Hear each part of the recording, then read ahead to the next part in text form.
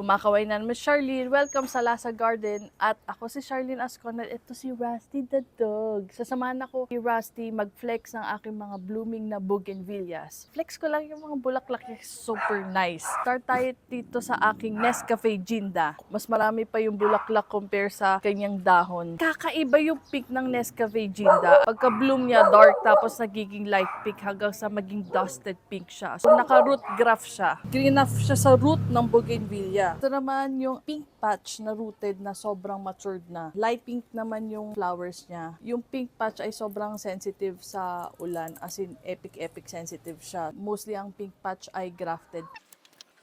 Ito naman yung rooted kong pink Caroline. Palabas na may mga blooms na dyan, ganyan. Mas marami pa talaga yung bracts nito compare sa mismong dahon niya.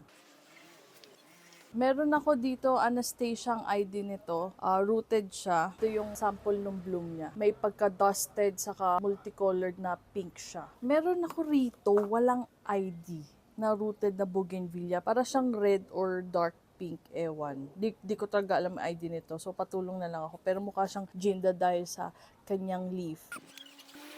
Di ko sure kung anong ID nito. Root graft rin siya. Ganda yung pagka-graft nito, saka yung pagkatubo kasi left and right siya. Ayan o, so nice o. Cute lang.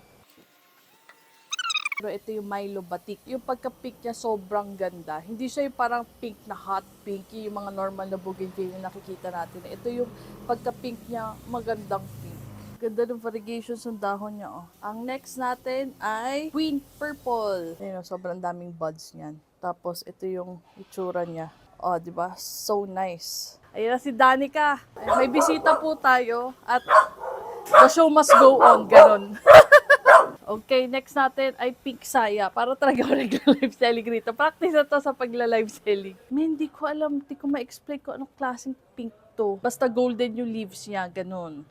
Oh, so nice. Hintayin natin mag-bloom yung ibang bougainvillea at sa next episode, i-flex naman natin yon. Thank you sa pagnonood. Ako si Charlene Ascona at ito si Rusty. Thank you. Bye-bye. Ganda ng Lasa Garden. Wait lang. Paano i-exit? Oh my gosh, tirik na yung araw. Basta kasi hindi ako makashoot ng... Oh my God. Nag-sunblock naman ako. Arte. Nakailang bloom na to. Like mga 6 times na yan. Rusty, quiet! Ay, palupwet. Sana yung ibang mag-bloom. Abangan natin mag-bloom yung ibang bougainvillea. Abangan natin mag-bloom yung ibang... Ba't na ako nabubulol? Si Rusty, tapos na tayo mag-shoot. Oh my gosh, hulas na ako pagpunta doon sa binyag. Wait lang. Cut.